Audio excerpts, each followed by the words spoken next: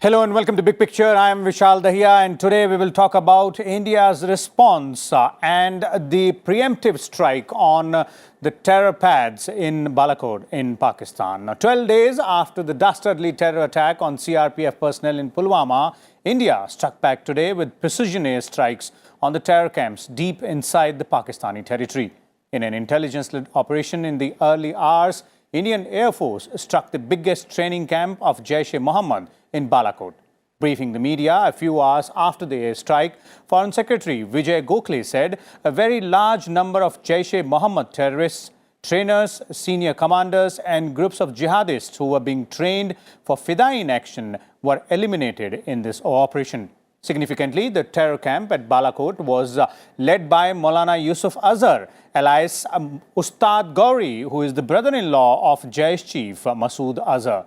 Now, according to media reports, this operation was conducted by at least a dozen Mirage 2000 aircrafts of the Indian Air Force, and including the takeoff and return time, it took them less than 30 minutes to conduct and complete this strike. For more on this, we're joined by a distinguished panel of guests today. Let me start by introducing them to you, beginning with retired Air Vice Marshal P.K. Srivastava, our defense expert, somebody who knows a lot about Mirage 2000 and other aircrafts and other armaments and weapons which Air Force has. So we also have with us Mr. Alok Bansal, Director India Foundation, and retired Major General Ashwani Kumar Sivach, another defense expert we have. Let's begin with you, Air Marshal Srivastava. For our viewers, if you can let us know how this was conducted, what all weaponry was used, and we know that Mirage 2000 was the aircraft used here. Yeah, I think it's already in the media in a very big way that Mirage 2000 was used for the purpose. The basic idea being why this aircraft was chosen. It has a background of being used in Kargil Ops also, and it is one aircraft which is 4th generation, top of the rack now. And it can carry the precision bombs, that is laser guided bombs. And these laser guided bombs were necessary because of the kind of mission we had. India didn't want to attack any military installation of Pakistan, or it didn't want to hurt any of the civilian population. So it needed a very precise strike. And for the precise strike, you needed some weapon which can really precisely hit the enemy, which is in this case was Jaish-e-Mohammed camp. And Jaish-e-Mohammed camp became very important for hitting because they were also planning further attacks, as it came in media earlier too. They wanted to hurt India in many ways. They also said that we now hurt across the country. So it became absolutely necessary to give a response to it. More so, I think the nation was constrained by the fact that you had Parliament attack, you didn't do anything of this kind. You had Pathankot Air Base, you didn't do. Now you had this kind of strike. And if you don't respond as a nation state, then how will you be respected globally or internationally? Okay. It became so important, and I think it's more important because of our secular structure of the country. If you take that, it is very easy to divide because there's no religious fine line running through which will bind the people. Okay. It's the nationalism which binds the people. Now people want that nation state must survive at all costs. The citizens of the country must be able to perform whatever they want to do within the country, the economic activities, the educational activities, the other activities. Now you're seizing that away by these kinds of strikes once in a while randomly by suicide bombers. It's not the kind of thing which we can really sustain or absorb or not be responding to it. So I think response was absolute necessity, response with precision was an absolute necessity, and therefore the kind of weapons which are chosen, Mirage 2000 as a weapon platform, and weapon was laser guided bomb. That's how we went about it. Okay. It was the right thing to do. Okay. Before I go to General Sivach, one more thing, IVM Srivastava, about the weapon of choice. You said Mirage 2000. Specifically, this is the most sought out weapon out there, which has been used by the Indian Air Force. Specifically, there have been improvements as well on Mirage 2000, the original version which we have got. So this was the best weapon of choice?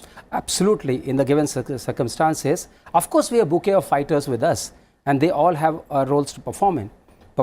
But in this particular case, Mirage 2000 suited the best. And if you really, I would like to mention, it is not only the Mirage 2000 that was the strike point, the one which went, is like a spearhead of the arrow. Behind that, there was other networks who were working, like we wanted imagery of the place real time.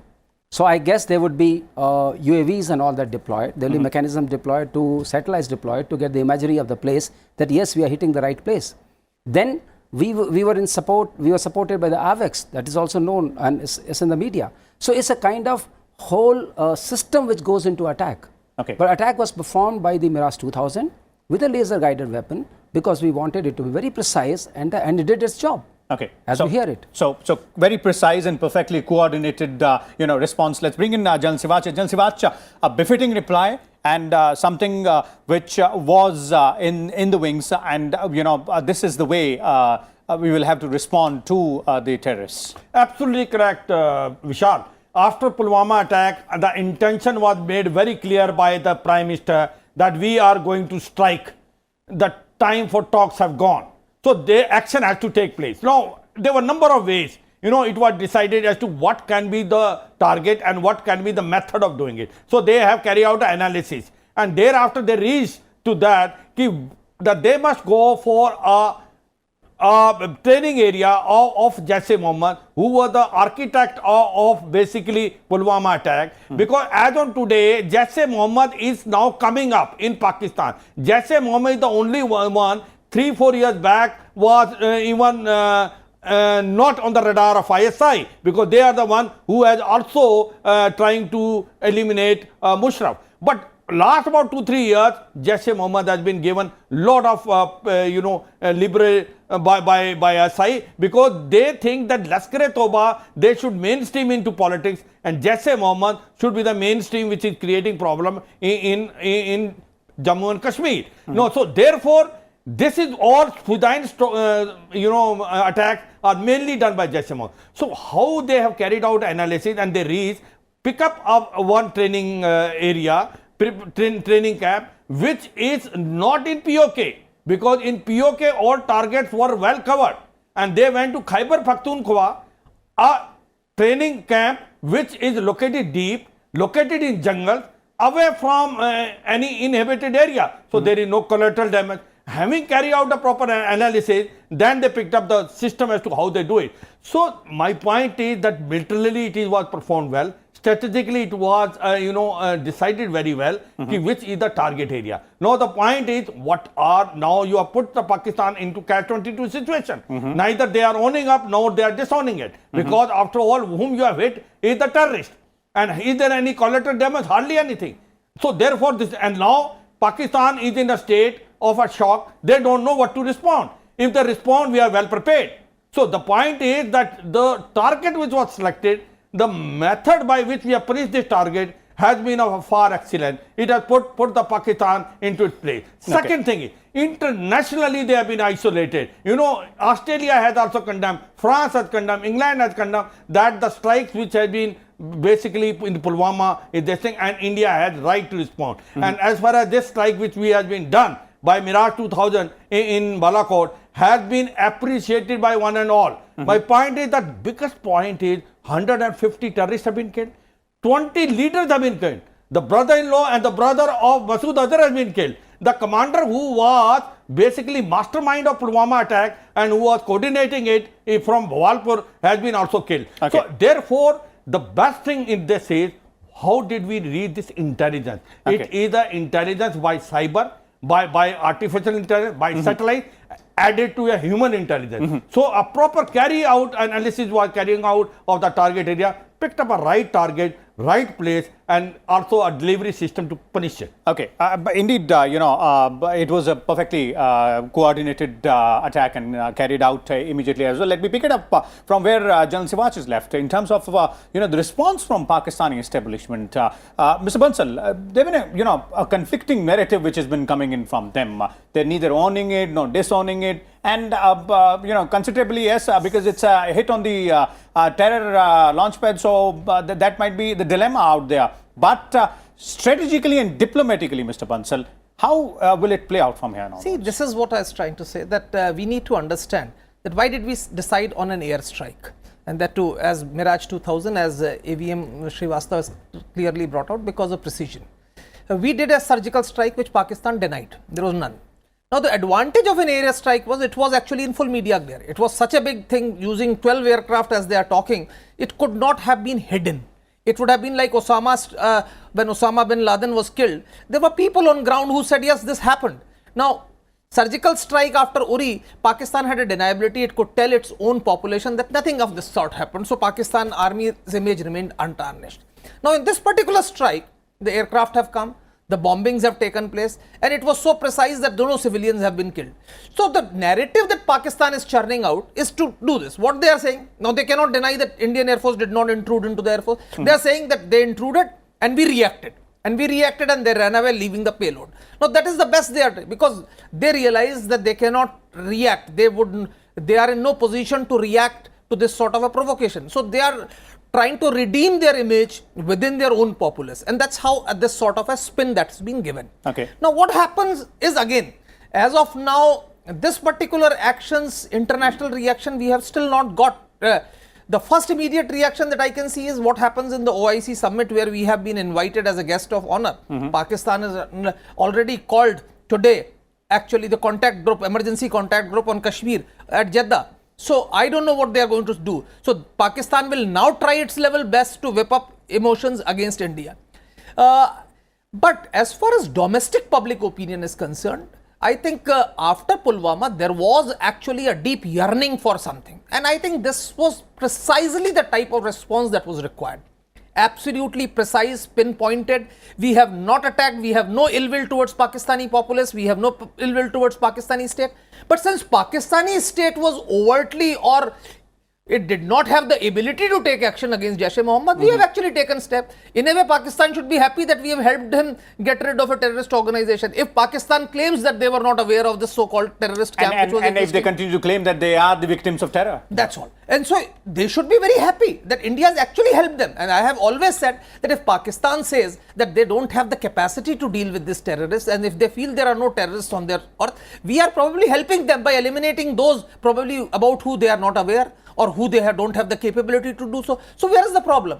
As far as the international community is concerned, President Trump had already said that India is going to react.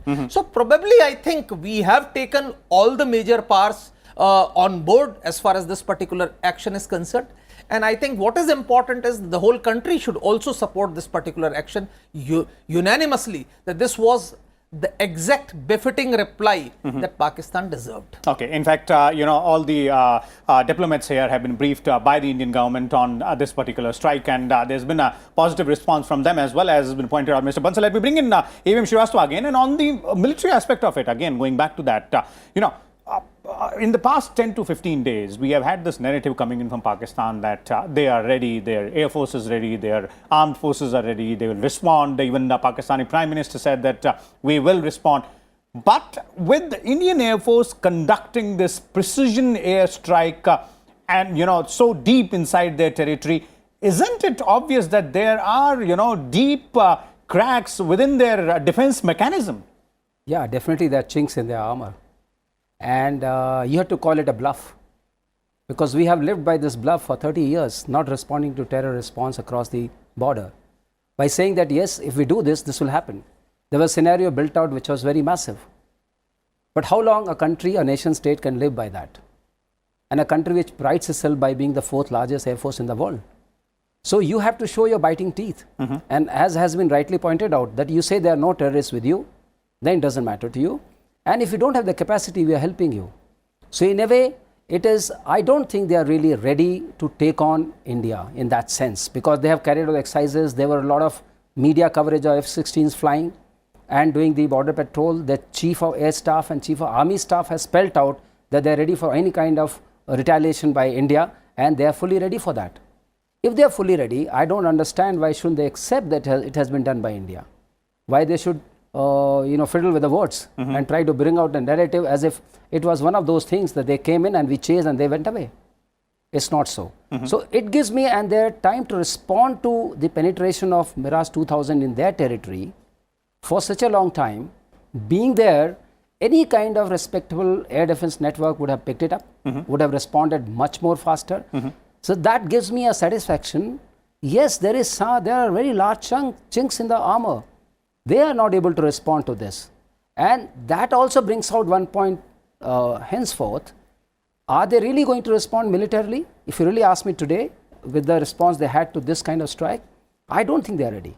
I don't think they're ready. If they were ready, their language would have been different. Okay. Their posture would have been different. Okay, so this precision strike also, calls out the bluff that Pakistan is all ready and, it'll respond as well. Let me bring in Mr. Bansal here again. And Mr. Bansal, on this aspect, the way India had responded, and General Sivach was also pointing out, we started out by, after the Pulwama attack, withdrawing the MFN status.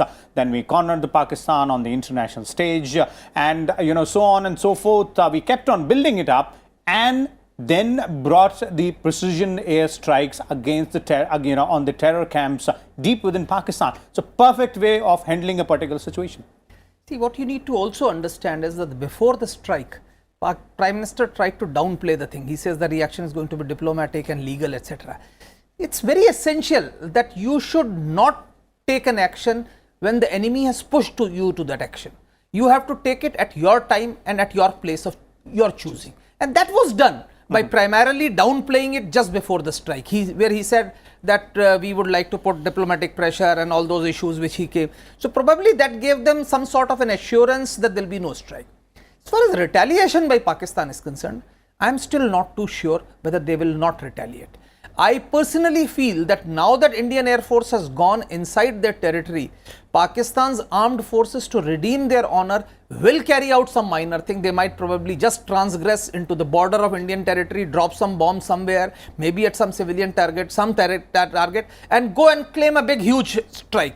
Because they have to sell their capability, their operational readiness to their population. Please understand, Pakistan's armed forces, right from its creation, have assigned to themselves not only being the physical frontiers, guardians of the physical frontiers of Pakistan, but also ideological frontiers. Now, with this sort of a thing, the supremacy of Pakistan's armed forces in its body politic will be seriously challenged, because this happened after Osama bin Laden also. You remember in Rawalpindi there was an auto rickshaw which had "Don't honk" because Pakistan army is sleeping.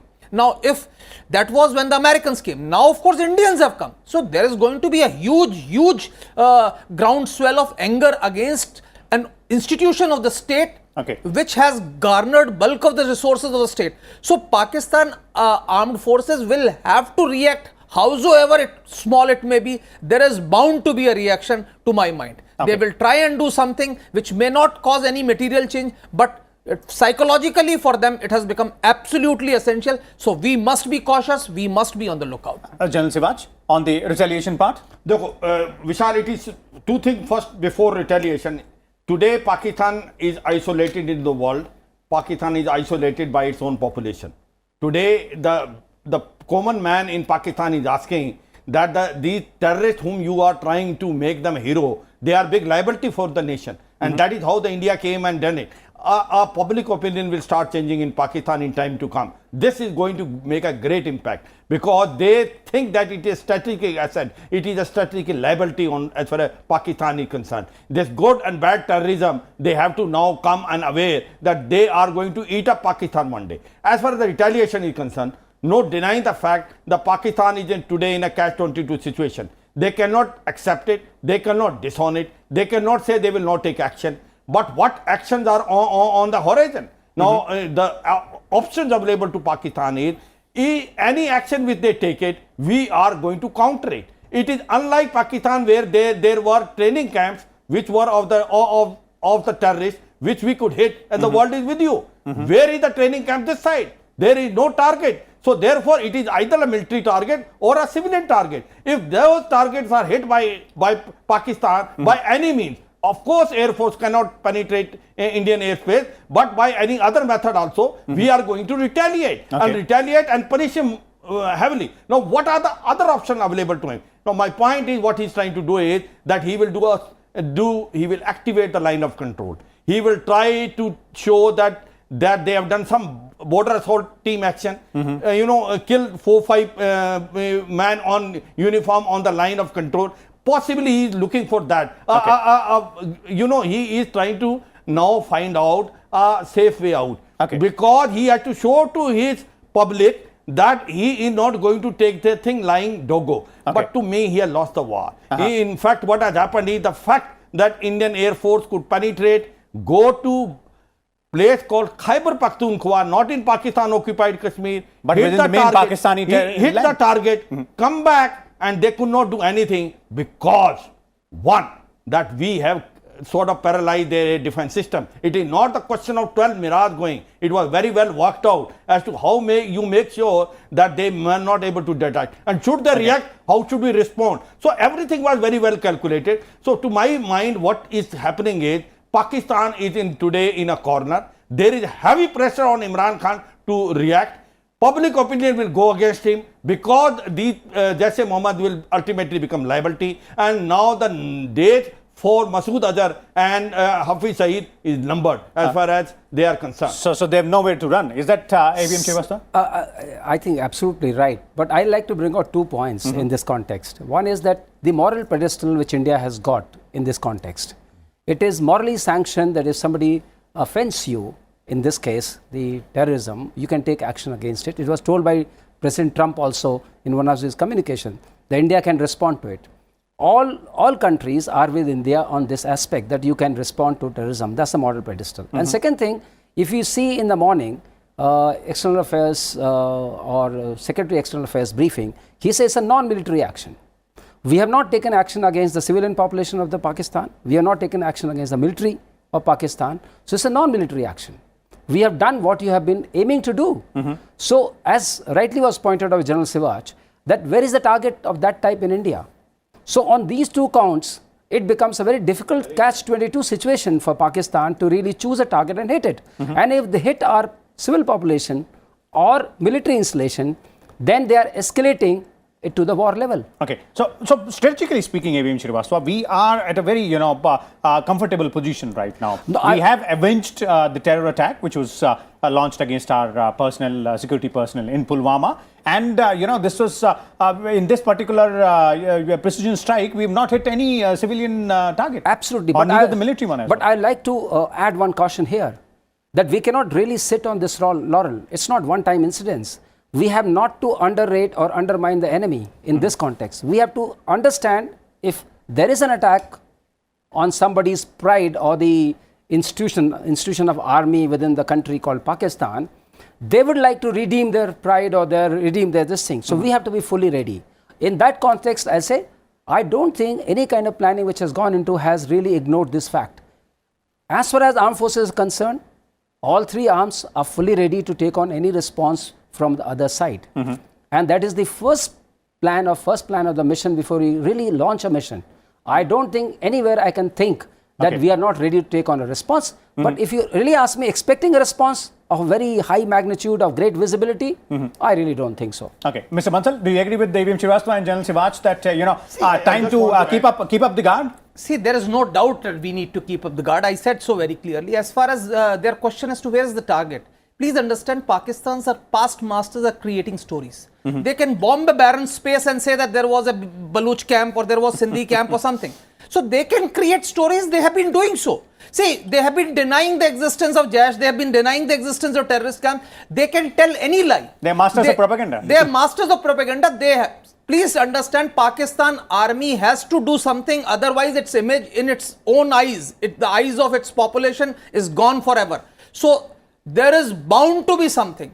We have to be prepared to give them a befitting reply so that they don't even dare that again. Because if we are prepared, and since it was an air attack, you will see an intrusion either by a drone or something into your airspace. Howsoever, it may be just a few hundred meters inside your territory, they would try and do that.